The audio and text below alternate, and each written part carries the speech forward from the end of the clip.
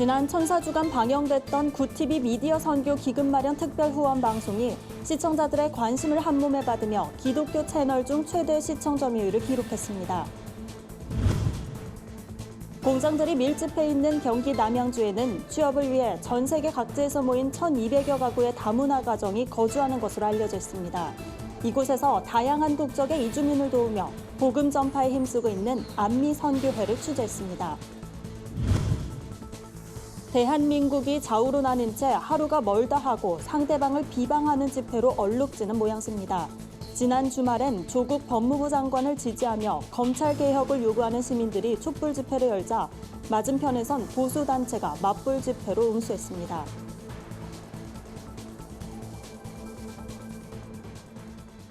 여러분 안녕하십니까? 굿TV 뉴스입니다. 굿TV가 창사 22년 만에 최초로 선보인 미디어 선교 기금 마련 특별 후원 방송이 지난 한 주 시청자들의 관심과 사랑을 한몸에 받았습니다. 시청자들의 성원으로 IPTV 기독교 채널 가운데 최대 시청 점유율 100%를 달성하며 가장 높은 점유율을 기록하기도 했습니다. 낮은 곳으로 임하소서란 주제로 방영된 굿TV 미디어 선교 기금 마련 특별 후원 방송은 지난달 30일 첫 방송임에도 시청 점유율 53%를 넘기며 쾌조를 보였습니다. 이튿날 10월 1일엔 시청 점유율 100%를 기록, 5개 기독교 채널 중 1위를 차지했습니다. 10월 4일과 5일에도 각각 70.5%, 64.7%의 시청 점유율을 보이며 가장 높은 점유율을 기록하기도 했습니다. 한편 시청 점유율은 전체 방송에 대한 총 시청 시간 중 특정 방송 채널이 차지하는 비율입니다. TV를 보고 있는 가구 중에서 특정 TV 프로그램을 얼마나 많은 시간 시청했는지 알 수 있습니다. 공장들이 밀집돼 있는 경기 남양주에는 취업을 위해 전 세계 각지에서 모인 이민 노동자들이 많습니다. 1,200여 가구의 다문화 가정이 거주하고 있다고 하는데요. 굿TV 특별기획 한국에서 만난 하나님 6번째 시간으로 다국적 이주민들을 도우며 복음을 전하는 안미선교회에 다녀왔습니다. 박재현 기자입니다. 저마다의 국적을 가진 사람들이 은혜 가운데 한 목소리로 함께 찬양을 부르고 있습니다. 서로 언어는 다르지만 공용어인 영어를 통해 하나가 되어 은혜를 나눕니다.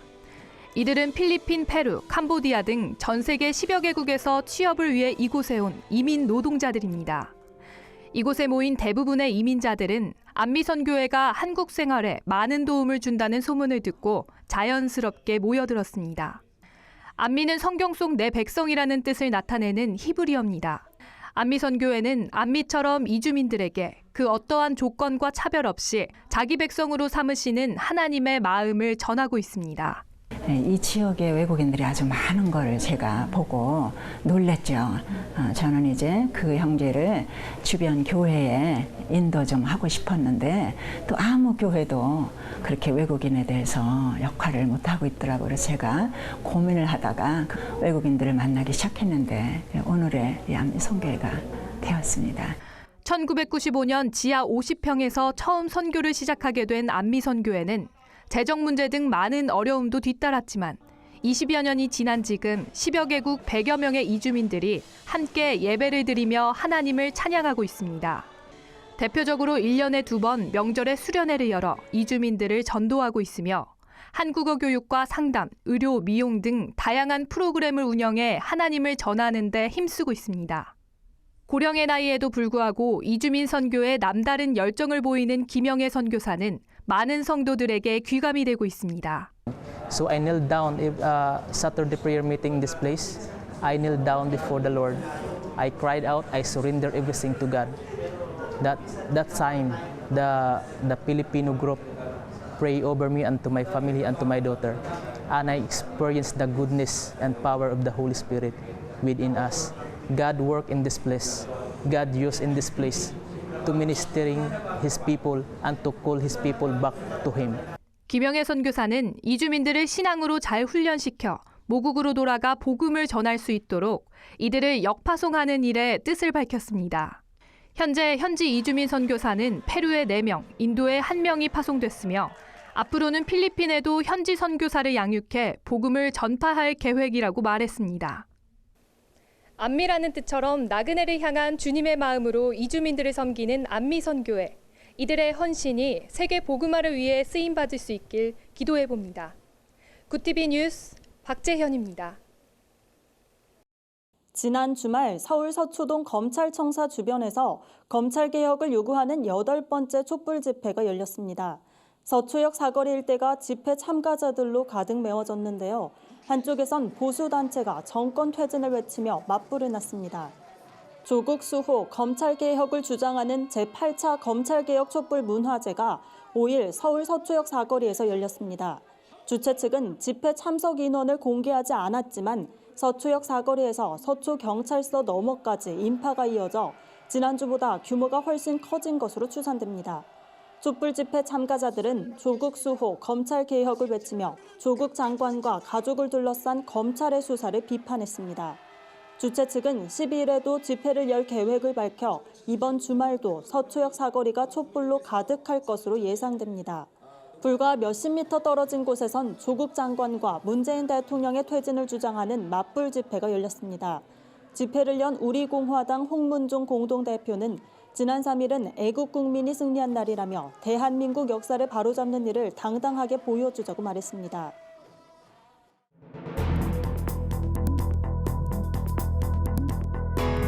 세계 곳곳의 주요 소식을 살펴보는 시간입니다. 홍콩 정부가 시위대의 마스크 착용을 금지하는 복면 금지법을 시행하면서 이에 반대하는 대규모 시위가 계속되고 있습니다.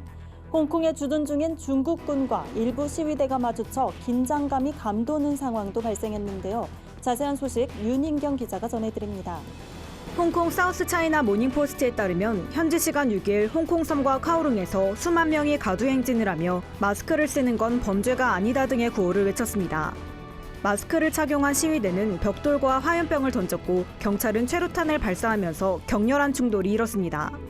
수백 명의 시위 참가자들은 홍콩에 주둔 중인 중국군 막사벽에 레이저 불빛을 비추며 항의의 뜻을 표하기도 했습니다. 이에 중국군 병사가 경고의 깃발을 들며 긴장감이 감돌았지만 시위대가 다른 지역으로 이동하면서 별다른 충돌은 없었습니다. 7개월여 만에 스웨덴 스톡홀름에서 재개된 북미 간 비핵화 협상이 결렬됐지만 전문가들은 머지않아 후속 협상이 재개될 것으로 전망했습니다. 북한이 전형적인 판흔들기 전략을 구사하면서 미국을 압박했지만 북한의 어조나 미국의 반응을 종합적으로 고려할 때 협상 동력이 사그라들진 않았던 겁니다. 월스트리트 저널은 북한은 전술적 이득을 기대하며 협상장을 박차고 나가는 일을 반복해왔다며 이번 역시 외교를 오랫동안 중단하겠다는 뜻은 아니라고 평가했습니다. 이와 관련 미국은 한 번의 협상으로 문제가 해결될 수 없다는 점을 강조하고 스웨덴 측이 논의 지속을 위해 2주 내에 다시 모이자고 제안한 사실을 공개했습니다. AP통신에 따르면 텍사스주 댈러스 카운티 연방지방법원의 태미 캠프 판사는 흑인 남성을 총격 살해한 혐의로 기소된 전직 경찰관 앰버 가이거의 재판 말미에 판사석에서 내려와 가이거를 껴안았습니다. 재판 도중 희생자의 동생 브렌트가 가이거를 용서하겠다며 포옹해도 될지를 묻자 캠프 판사는 이를 허락하면서 뒤이어 자신도 가이거를 포옹한 겁니다. 캠프 판사는 또 가이거에게 성경을 건네면서 요한복음 3장 16절을 가리키며 당신이 할 일이라고 일러주기도 했습니다. 일부 시민단체들은 캠프 판사의 행동이 살인사건 재판이라는 무거운 사법 절차를 이행하는 공직자임에도 불구하고 개인의 종교적 신념을 전도한 것이라고 비판했습니다. 프랑스 정부가 독신 여성이나 여성 동성애자 커플에게 체외 수정을 허용하는 방안을 추진하는 것에 반대하는 대규모 시위가 열렸습니다. 현지 시간 6일 파리에선 우파 유권자들과 가톨릭 단체 회원들이 프랑스 정부가 추진하는 생명윤리법 개정안에 반대하며 이 법안이 전통적인 가족을 해체하고 가정에서 아버지의 존재를 빼앗을 것이라고 주장했습니다. 생명윤리법 개정안은 레즈비언이나 싱글 여성에게도 체외 수정을 허용하고 공공의료보험 혜택에 포함하는 내용을 골자로 합니다. 개정안은 지난달 하원에서 통과됐으며 상원에서도 의결될 경우 법으로 확정됩니다. 미국인 10명 중 6명은 페이스북과 유튜브 등 소셜미디어가 뉴스를 지나치게 통제한다고 생각한다는 여론조사 결과가 나왔습니다. 퓨 리서치 센터가 성인 5천여 명을 대상으로 조사한 결과 소셜미디어 기업이 뉴스를 과도하게 통제하는가란 질문에 응답자의 62%는 매우 그렇다고 답했습니다. 소셜미디어가 일방적이거나 부정확한 뉴스를 내보내고 있다고 보고 있는 겁니다. 이러한 우려와는 반대로 미국인이 소셜미디어를 통해 뉴스를 보는 비중은 높아졌습니다. 뉴스를 소셜미디어에서 본다고 답한 응답은 약 55%로 집계됐습니다. 구티비 뉴스 윤인경입니다. 오늘의 사회 이슈를 박은결 기자가 종합해드립니다. 오늘의 이슈 포커스입니다. 삼성전자가 전 세계 공대생들이 꼽은 가장 매력적인 직장 순위에서 역대 최고 순위를 기록했습니다. 글로벌 인적자원 컨설팅 업체인 유니버섬에 따르면 2016년 세계에서 가장 매력적인 고용주 명단에서 9위를 차지하며 처음으로 10위권에 들었던 삼성전자는 올해 한 계단 오른 8위를 차지했습니다. 4년 연속 톱10에 포함된 것은 물론 아시아 기업들 가운데서는 선두를 차지해 주요 국가의 젊은 층을 중심으로 긍정적인 기업 이미지를 구축했다는 평가입니다. 1위는 또다시 미국 구글이 차지하며 무려 10년 연속 선두 자리를 지켰습니다. 오대암으로 치료를 받은 20대 청년이 최근 5년간 45% 늘어나 청년층 건강관리 대책이 시급하다는 지적이 나왔습니다. 국회 보건복지위원회 김광수 의원이 건강보험 심사평가원으로부터 제출받은 자료에 따르면 위암, 간암, 유방암, 자궁경부암, 대장암 등 5대암으로 진료받은 20대 환자는 2014년 3,621명에서 2018년 21,741명으로 5년간 44.5% 증가했습니다. 이는 5대암 전체 환자 증가율 20.2%보다 2배 이상 높은 수치입니다. 김 의원은 국민 사망 원인 1위인 암 환자가 20대에서 크게 증가해 정부의 대책 마련이 시급하다고 지적했습니다. 더불어민주당과 정부 청와대는 1인 자영업자의 산재보험 가입 문턱을 낮춰 산재보험 혜택을 받는 대상을 확대하기로 했습니다. 또 방문 판매원과 화물차주 등이 특수 형태 근로종사자로 신규 지정돼 산재보험 혜택을 받을 수 있게 됩니다. 당정청은 7일 산재보험 사각지대 해소 방안 협의회를 열고 이 같은 결론을 냈습니다. 그동안 음식점업 등 12개 업종에 해당하는 경우만 산재보험 가입이 가능했지만 내년부터 노동자를 고용하지 않은 1인 자영업자는 업종과 상관없이 산재보험에 가입할 수 있게 됩니다. 당정청은 앞으로도 산재보험 적용 대상을 더욱 확대할 예정입니다. 2022년까지 서울 전역에 무료 공공 와이파이가 깔리고 공공사물 인터넷 IoT 센서를 이용한 스마트시티 인프라가 구축됩니다. 서울시는 7일 이런 내용을 담은 스마트 서울 네트워크 추진 계획을 발표했습니다. 2022년까지 서울 전 지역에 총 4,237km에 이르는 자가통신망을 구축할 예정입니다. 서울 같은 대도시 전역에 이동통신사의 회선을 빌리지 않는 자가통신망을 구축하는 것은 이례적입니다. 서울시는 자가통신망에 IoT 기지국 100개를 설치해 IoT 센서를 활용한 공유주차 스마트가로 등 노인 및 아동 실종 방지 서비스를 서울 전역에서 시행할 계획입니다. 구티비 뉴스 박은결입니다. 글로벌 선교방송단과 함께하는 교계 소식 전해드립니다. 하늘꿈교회 김명자 교회 기자가 보내온 소식입니다.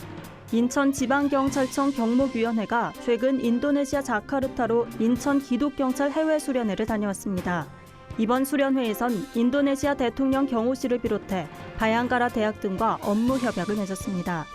이번 수련회는 22년간 인도네시아 군경 특공무술을 지도해온 인천지방경찰청 명예무도 지도관인 이병욱 권사가 도움을 줬다고 위원회 측은 설명했습니다. 솔로몬 교회 함정은 교회 기자가 보내온 소식입니다. 솔로몬 교회는 최근 구티비와 월드비전이 함께하는 비전주일로 지키고 지구촌 소외된 아이들을 돕는 후원 협약을 맺었습니다. 홍성익 담임 목사는 이번 비전주일은 다음 세대들에게 성령의 불을 지피고 세계 열방을 향해 복음을 전하는 초석이 될 것이라고 밝혔습니다. 솔로몬 교회는 비전주일을 기점으로 교회명을 경서교회에서 솔로몬 교회로 바꿨습니다. 한국기독교교회협의회가 8일 기본소득과 신학 공개 강연을 엽니다. 발제자로는 충남대 윤자영 교수와 순천중앙교회 홍인식 목사가 나서며 각각 사회적 인구 구성의 변화, 신자유주의 양극화와 기본소득에 대해 발제할 예정입니다. 이상으로 뉴스를 마칩니다. 구티비 뉴스는 인터넷 신문 데일리 굿뉴스를 통해서도 보실 수 있습니다. 시청해주신 여러분 고맙습니다.